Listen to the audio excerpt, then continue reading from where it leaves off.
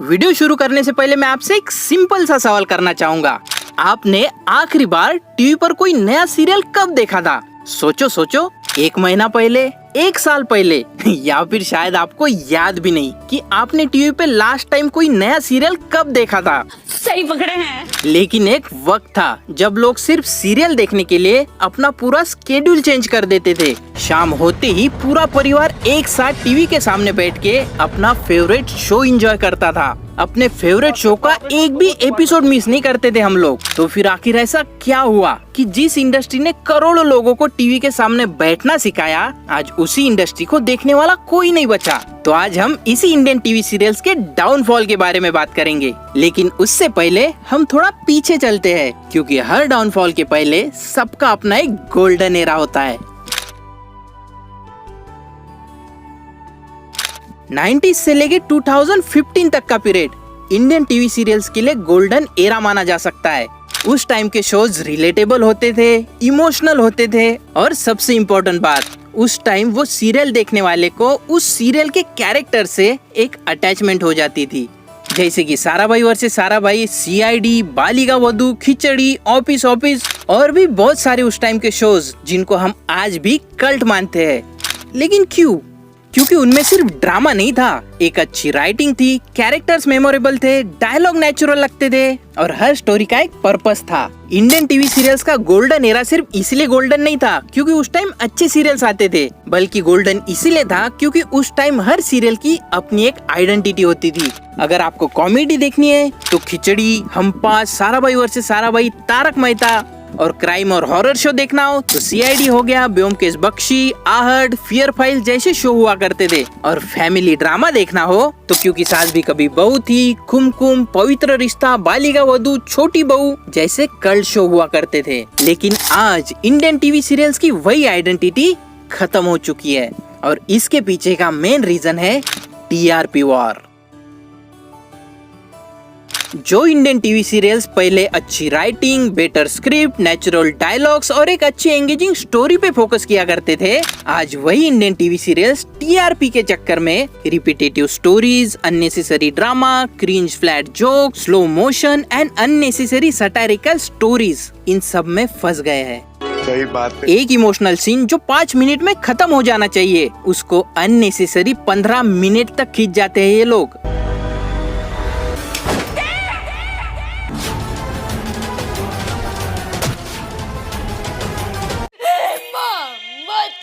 For example, Tarak Mehta का उल्टा चश्मा।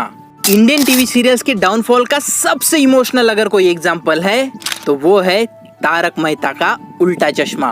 प्रॉब्लम है, अंदर सोल्यूशन है।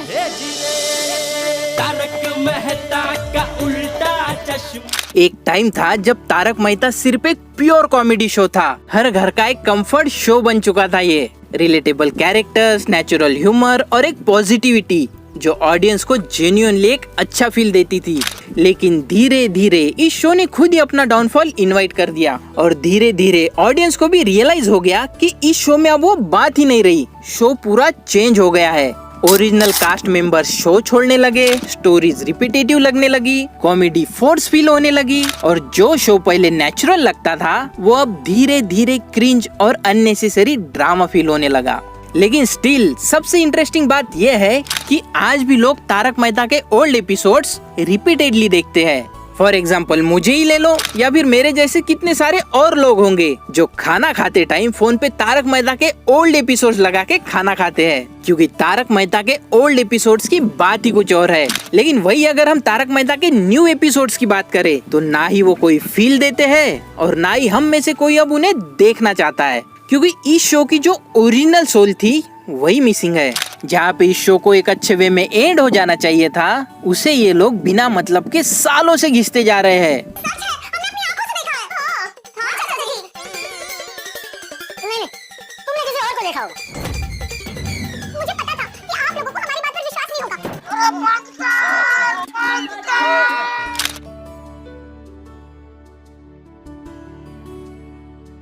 सिर्फ तारक मेहता ही नहीं, बाकी इंडियन टीवी सीरियल्स की भी सेम प्रॉब्लम है, लाइक दे नेवर एंडेड। जैसे कि नागिन, नागिन का फर्स्ट सीजन आज से 11 साल पहले 2015 में रिलीज हुआ था और उस टाइम पे नागिन का वो फर्स्ट सीजन ब्लॉकबस्टर हुआ था, जिसमें मोनी रॉय का वो नागिन वाला लुक और उस टाइम की उनकी स्टोरी लाइन सबको बहुत ही पसंद आई थी, जिसकी वजह से ही उस शो ने उस टाइम सारे रिकॉर्ड्स ब्रेक कर दिए थे। और सबसे अच्छी बात ये भी थी कि उन्होंने अच्छे वे में उस सीजन 1 का एंड भी किया था। बट इंडियन टीवी सीरियल्स है तो स्टोरी को अननेसेसरी स्ट्रेस तो करना ही पड़ेगा, तो इसीलिए आज 2026 में भी नागिन चल रहा है। लाइक रिसेंटली अभी उनका सीजन 7 खत्म हुआ। क्यों किया तुमने?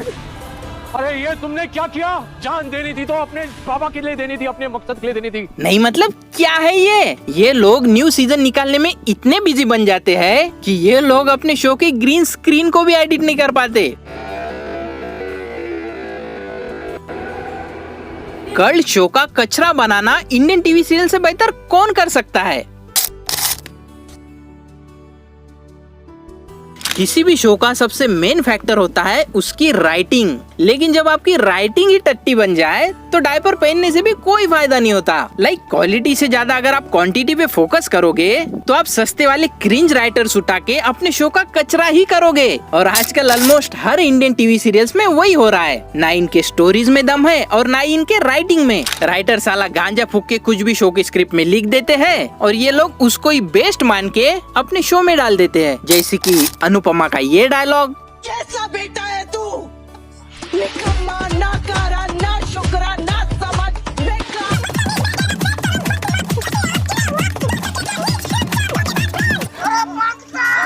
इस राइटर को अपने बेटे से इतनी नफरत रही होगी कि साला सारी भड़ास उसने अपनी स्क्रिप्ट में ही निकाल दी। बात तो सही है।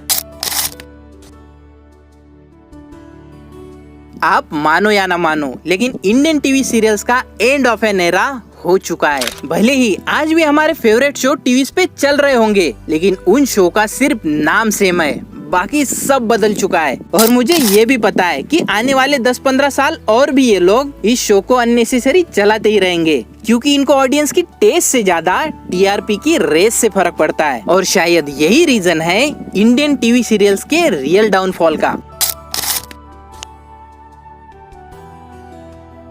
भले ही आज इंडियन टीवी सीरियल्स का डाउनफॉल चल रहा हो, लेकिन एक टाइम पे इसी इंडस्ट्री ने हमें अपने फेवरेट शोज दिए थे। तो आपके ऐसे कौन से फेवरेट शोज थे जो आप देखा करते थे? कमेंट करके जरूर बताना। तो मिलते हैं अगली वीडियो में। धन्यवाद।